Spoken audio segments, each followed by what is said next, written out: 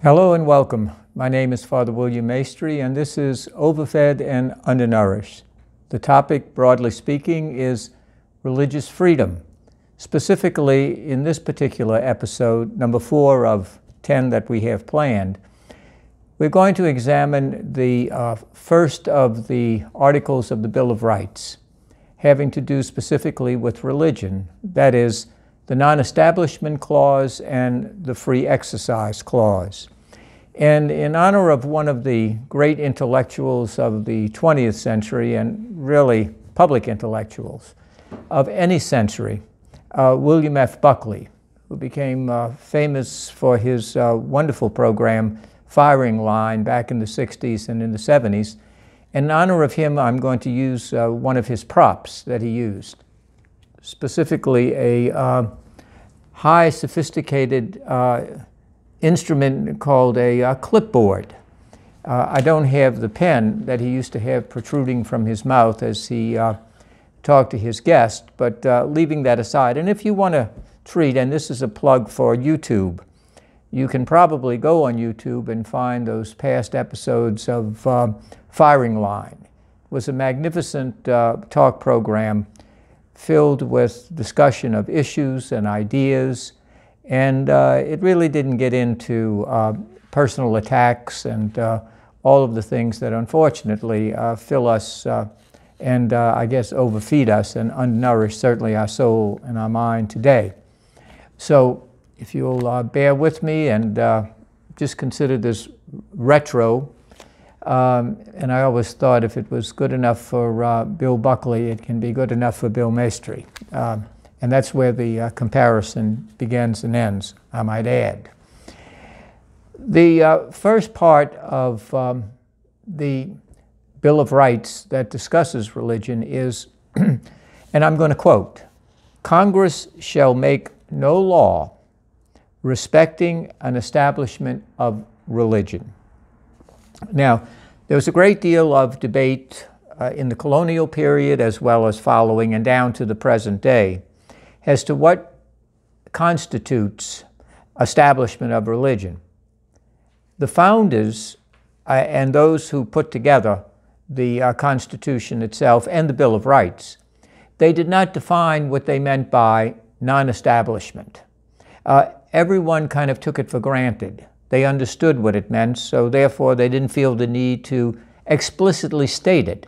So it fell to future generations to struggle with that, and we certainly have, even down again into our own contemporary jurisprudence, legislative activities, and the culture in general. There are two basic models that were in play, the European model and this newly developed American model. The European model was a model that the colonists as well as the founders and subsequent generations found inadequate. It was this tremendous blending or coming together of church and state, cross and crown, the idea of flag and altar. This was too cozy a relationship, and they felt that actually it didn't serve either the state nor religion well, and it certainly didn't serve the people. Religion could become co-opted to the point where it simply would bless or give a sanction, often invoking God, for everything that the government did, everything that the king did or the monarchy did or the ruler did. And we went through the divine right of kings period and so on, and again, that tended to leave us with a rather bad historical experience. On the other side, religion could use its influence to unfairly favor itself to the exclusion and the taking away of fundamental rights for those groups either who didn't believe what they believed, whatever the favored religion was, and that could be through various forms of taxation as well as limitation on public displays of their faith and their particular religion. So the United States model was one in which they wanted government and religion to have this separation, which we're going to talk about in a moment. But if we look at all of this, there are two broad approaches, two schools of thought, if you will, dealing with this first clause, the clause of non-establishment. The first is what we call the broad approach.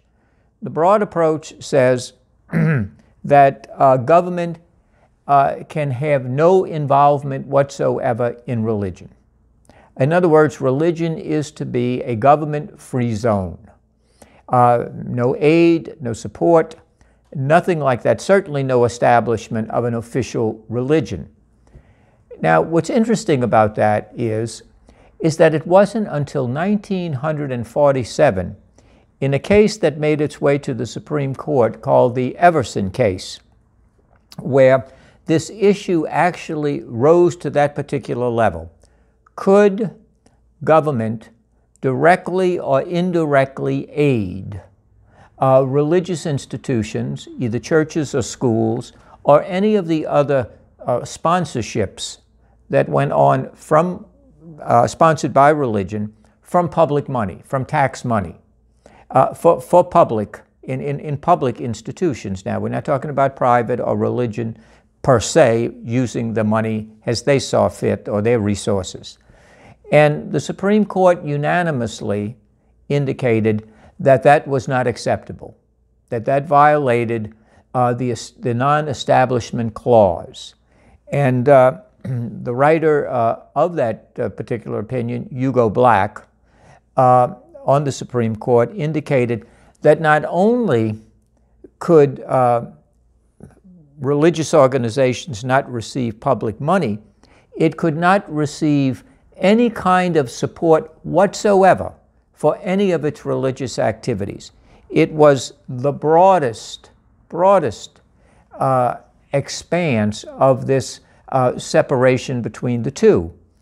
Now, of course, many people who, in fact, indicate that they are opposed to any entanglement between church and state, religion and politics, to use the vernacular that we hear of more and more today, was Jefferson's letter or address to a group of Baptist leaders from Danbury in 1802, in which he used the metaphor, the wall of separation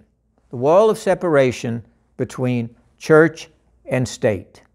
That became the metaphor that defined so much of ongoing legislation and also ongoing jurisprudence. We realize that this wall of separation over the years has had a lot of holes and a lot of leakage and commingling of these things, which we will get to in a moment. The second approach is what we call the narrow approach. The narrow approach rejects this historically broad approach because they see it as historically flawed. It's flawed in its actual historical record. Because what it does, according to them, is to deny the reality that in the colonial period, there was a great deal of public monies being used for explicitly religious services, religious functions. In fact, in many of the churches, taxes were picked up in the church to pay the salaries of the ministers, and also to pay for various expenses that went with putting on various religious displays within the various colonies themselves.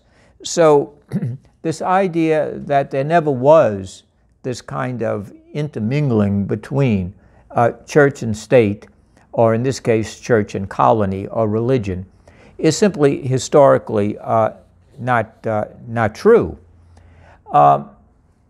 Going forward a little bit into more of a modern period, 1962, there was a case that came before the Supreme Court, a very famous case that people still argue about today. Engle versus Vitale, 1962. That was the famous or infamous, depending on your perspective, case dealing with prayer in public schools. And in that particular case, it was ruled that it was inadmissible to have prayer in public schools because it was advancing or establishing religion. Now, Potter Stewart, Associate Justice of the Supreme Court, dissented, wrote a long dissent, a very vigorous dissent, in which he said, non-denominational prayer is not the establishment of a religion, not a specific religion. And we realize that in subsequent years, the dissent has worked its way actually into the mainstream and into such as voluntary prayer, student-led prayer, moments of silence, and various other kinds of activities that certainly can, if you will, get prayer through the back door of the school in that particular way. So you have this broad interpretation.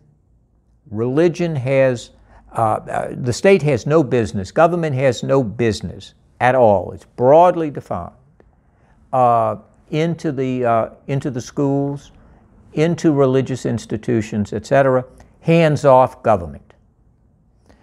The second approach is the narrow approach. That is, that government does not have this broad power or this broad responsibility to simply wash its hands of all religion and cannot at least facilitate or support this. This became such an issue that in the post Articles of Confederation and even after the Constitution itself was ratified, there began to be the practices, especially among the states, and we're going to talk about the states in a moment because that's a particular and peculiar case, and it's a very important area of discussion, that the states themselves continued to support, continued to develop the importance of religion within the public square and within public institutions. And because let's go back to the reading of that particular clause. Congress shall make no law. That specifically is intended for the federal central government. There is no mention of the individual states, for the individual states. And that did not become an issue again until the Everson case in 1947. And so, when you look at the historical record, many of the states, post-revolutionary period, post-constitutional ratification, they continue to support religion in public schools, support religious institutions, and what they did was this. They continued to collect taxes, pay clergy, support various ministries and functions of religion. How did they do it? They would collect the money and they allowed individuals to indicate what religion and what specific institutions and ministries they wished to support. So people were not being forced to give money to those denominations or activities with which they either had no interest or disagreed. They didn't have to do that. But they were required as part of being a good citizen to contribute to the religious life of that particular community or that particular state. And why was that allowed? Or why was that thought to be a good thing? Because the states and those who were in the legislature and the executive and in the judicial branches as well believed that religion served a very valuable civic function, a very valuable moral function, and it served the common good. Therefore, religion was essential to the health and well-being of the body politic of that particular state. And requirements and obligations varied from state to state. And many thought that that was not a bad thing. In other words, the states became laboratories of democracy, laboratories of how best they thought that this issue of religion, state, public good, and the benefits that would flow from promoting religion. It was better to have a citizen grounded in religion and an ethic of, let's face it, Christian values, the Bible. You would have a better citizen, a better human being. If that was taught early, people would learn to be honest, responsible, hardworking, generous, kind, compassionate, and involved in the life of the state, or in certainly their community and in their neighborhood, and they would raise good families. And therefore, through the generations, this was a tremendous good. This was a tremendous good, especially for a republic. Remember, republic is run and directed by people based upon the ability to self-govern oneself, not simply for oneself, but for the common good. And therefore, those virtues and values that religion instilled in the soul of the citizen benefited all, whether one was a believer or not a believer. The benefit flowed to them, and therefore they shared in the benefit.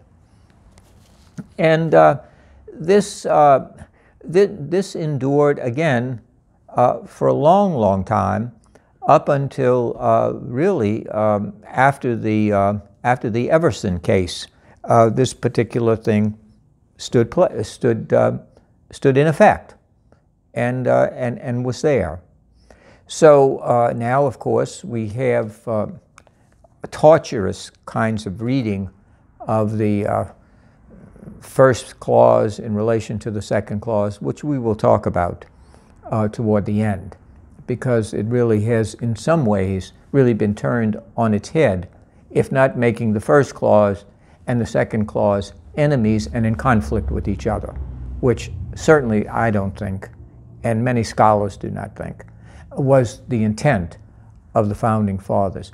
So that's the first clause. First clause has to do with the non-establishment, and whether you take the broad view or whether you take a more reserved or narrow view, that depends on your own reading and also on your own philosophy and jurisprudence. The second part, the second article, or clause, really, second clause, is the free exercise clause, and it reads, Congress shall make no law prohibiting the free exercise thereof. Non-establishment, and no law inhibiting or prohibiting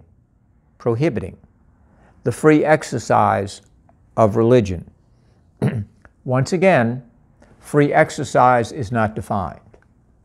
Because again, you had people who had a kind of common philosophy, a kind of common understanding, that in this pluralistic, and we might add fractured and often cantankerous world and culture that we live in, they really didn't have that. There was a kind of uniformity and a kind of commonality, if you want, a public philosophy and a public understanding of issues and of the culture that was being developed. Certainly, the culture and the historical situation today is much different than it was in the colonial period, the revolutionary, and certainly in great parts of the post-constitutional world. There are boundaries. There are boundaries to this free exercise. There are boundaries. And we're going to talk about those boundaries in a subsequent video presentation. But we have to keep in mind that this free exercise is not absolute. It is not absolute. And I don't think that anyone would really purport it to be, or would want it to be, actually, because in the name of religion, one can do all kinds of horrific things. For example, one can take one's scripture or one's holy writings, if you will, and it may say in there that all non-believers, all infidels, all people who are not part of your faith community, that they not only should be discriminated against or shunned, but they should be killed. And one who reads this and is a fervent believer goes out and kills a person or is involved in mass killing or destruction or violence against another group who may have a different belief, a different set of tenets to their particular faith and their particular scriptures that they follow. And that person wraps himself or herself in the coating of religion. I'm only following my religion and exercising my religion. I think few of us would condone that. Would condone that as a good thing. So there are limits. There are an enormous amount of limits that are on this free exercise, and it's not unlimited. But again, let's understand it in terms of broad and narrow. There is an unlimited right of religious exercise in terms of what you believe. What you believe. You can believe the earth is flat, you can believe God is one, God is 10,000, any of those kinds of beliefs. That's between you, your conscience, and the God or gods that you happen to worship or to respect or follow, or the tenets that you follow. In your mind and what you do inside, that's between you and, again, your conscience or God. The question, of course, goes into belief is one thing, action is another. Can you act on those beliefs? And that's when other values come into play. And so the broad approach says that you can believe whatever you want. You can hold those beliefs in your intellect, in your conscience, in your heart, your soul, wherever you want to deposit it. You can have those. But when it leads to actions, there are more restrictions. There are more restrictions placed on there. The people who rejected the idea of restrictions, interestingly enough, and thought that any restriction was a violation of a person's conscience. Any action was permissible based upon their genuine, sincere belief, and that it was a violation of the freedom of conscience of a person. Violated their conscience because they had to follow their conscience. William Penn, the great Quaker from Pennsylvania, William Penn, believed that the freedom of conscience was absolute. And indeed, if one believed that one's conscience called one to do something, one was obliged to do it. There was also the belief that any restriction violated their liberty to have a public worship, a public presentation within the larger society of what they believed and how they wanted to live. Also, that there couldn't be any limitations on proselytizing. That is, I can go out and try to convert, knock on your door and ask you if you're interested, preach on the street corner, pass out pamphlets. Any of those kinds of proselytizing activities should not be restricted and should not be limited. And people, for example, who wanted to abstain from working on the Sabbath, they should have that right to do that and not be penalized for it. That should be honored. And they even went so far in some instances to allow and make room for animal sacrifices. We didn't get to the human level, but animal sacrifices. They were allowed as part of religious practice, and that they had a right to do that. and that government should not interfere with that. The other view, the narrow view, says that religious belief, in terms of what you believe, fine, whatever you want, have at it, have at it. But that when it comes to action, other values, other rights come into play, and that those also deserve to be taken into consideration. And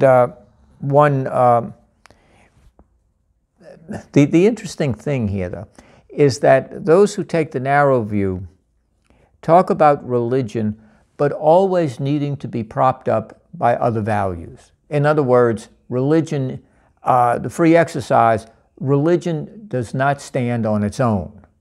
It needs the crutches of something like free speech, the right to assembly, the right to publish, and the right to engage in the overall society and the extent and effect that it has while it's engaging in its activities.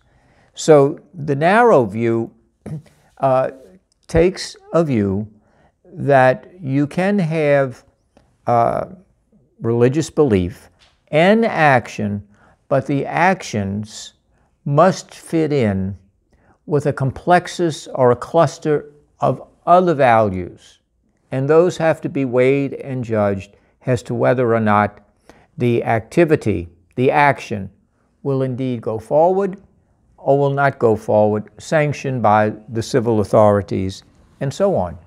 So there's always a tension. That's one of the great tensions between belief and action.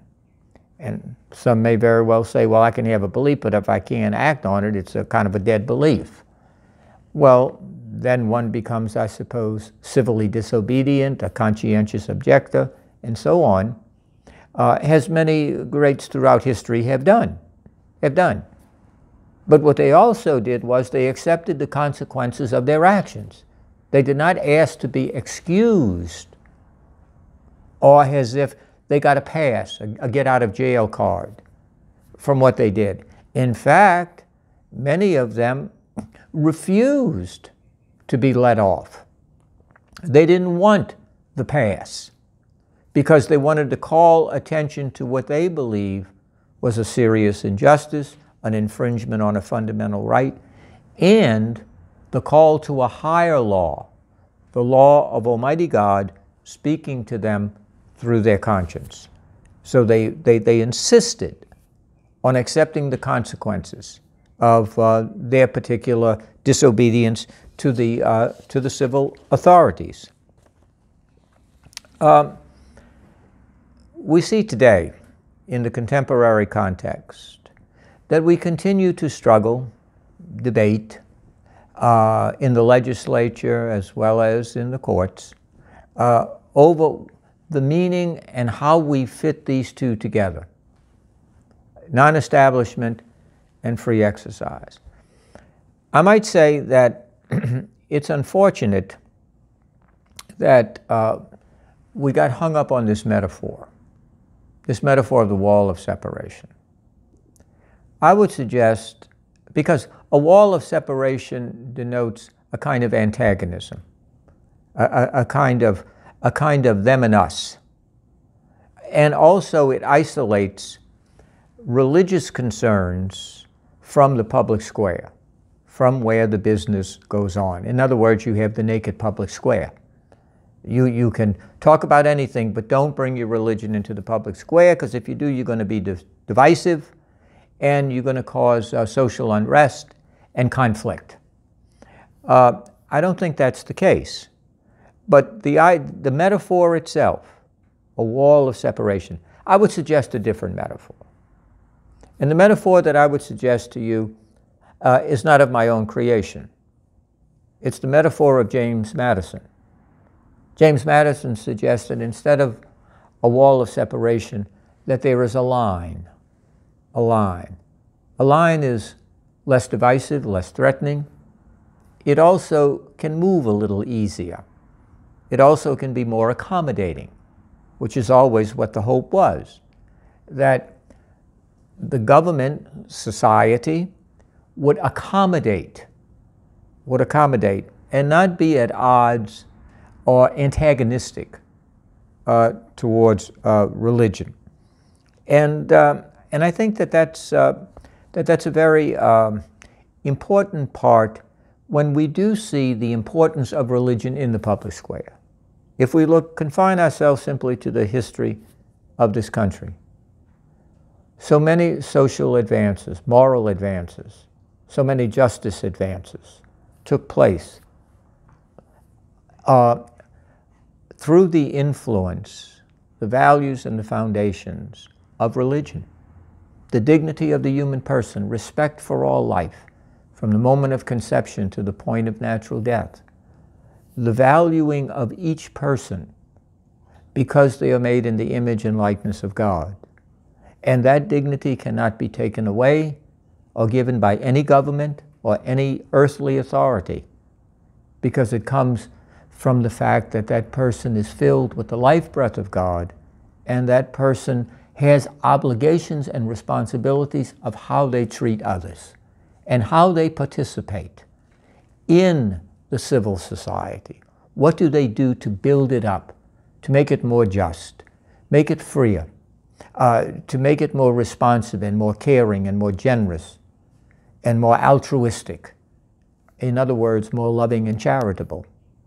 And many, many, many who adhere to religious traditions have done just that.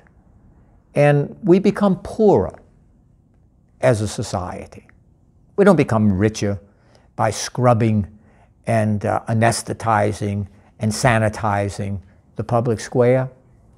Our discourse, the way in which we treat each other, what we expect and respect, I think becomes thinner. It doesn't have that depth that religion can bring to our discourse and to the daily ways in which we interact with each other every day. The sharper elbow ethic that is so much with us as we nudge each other out of the way to get whatever trinket we happen to want to crave or desire. That's replaced with love your neighbor as you love yourself. And what a different society and world we would have. Granted, we're not angels, as Madison said. We're human beings, and we're in need of redemption. But the more and more we try and bring that into our public discourse and our public way of interacting with each other, especially among our leaders, that's so important. And I referenced, I'm getting ready to close. I referenced one of the great public intellectuals at the beginning, William Buckley. I'd like to reference one of the great religious and public intellectuals whose picture appeared on the cover of Time magazine, believe it or not. The great Jesuit theologian of the 20th century, Father John Courtney Murray. And Father Murray wrote a book that is still in print and in fact has gone through many anniversary productions because he was deeply concerned about religious freedom in the American context. And he was one of the major writers of the Vatican II document on the dignity of the human person in light of religious freedom. It's a document that Catholic or non-Catholic people should read, because it's really about the dignity of persons, about the importance of religion within society, and how we can live together. And when discussing these first two articles in the Bill of Rights, non-establishment and freedom to exercise religion, he didn't call them constitutional clauses. He called them articles of peace. Articles of peace. It would be wonderful if we could understand so much of our public life today as an invitation to peace and not to conflict or building walls. Unfortunately, we have become much more comfortable on the battleground than the common ground. We have become much more comfortable building and standing behind barricades rather than bridges where we can cross and truly speak and listen to one another. That's really not a bridge too far for us. But we need our spiritual leaders, we need our public figures, our government leaders, to invite us to once again tap into what Abraham Lincoln called those finer angels that live within us. Not our demons, not the old hurts and resentments and divisions, but the finer angels that bring us together. We are capable of that. And this may very well be the right moment when we listen to those finer angels.